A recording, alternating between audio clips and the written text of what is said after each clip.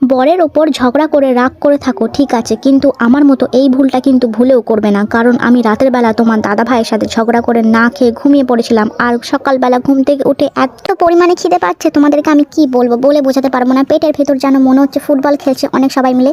তো তাড়াতাড়ি যা হোক করে আমি বাসি কাজগুলো সেরেছি, বাসন মাজা, ঘর মোছা, বাদবাকি যা এক্সট্রা কাজ থাকে সেগুলোকে আমি সেরেছি। সারার পরেই আমি রান্নাঘরে গিয়ে আগে আলু কেটে আমি আলু তরকারি বসিয়েছি, কারণ মুড়ি খাবো বলে। উফ, তোমাদেরকে কি বলবো, আমি রান্নাটা করার সময় এত বিরক্ত ফিল করছি সে সীমার বাইরে।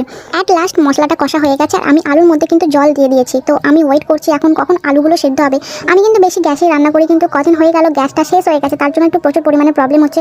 তো যাই হোক, উনুনে রান্না করতে কিন্তু সবারই ভালো লাগে মোটামুটি, আর আমার তো উনুনে রান্না করতে খুব ভালো লাগে, বিশেষ করে শীতকালে, কারণ শীতকালটা খুব অন্যরকম ফিলিংস চলে আসে। আর আজকে কিন্তু খুব ঠান্ডা ঠান্ডা হাওয়া দিচ্ছে, মেঘলা আকাশ, তোমরা হয়তো দেখে বুঝতে পারছো না, কিন্তু খুব ঠান্ডা। তো চলো বন্ধুরা, বাই বাই, আমি খাওয়া দাওয়া করে নিই, আর তোমরা তাড়াতাড়ি সাবস্ক্রাইব করে দিও। Bye bye.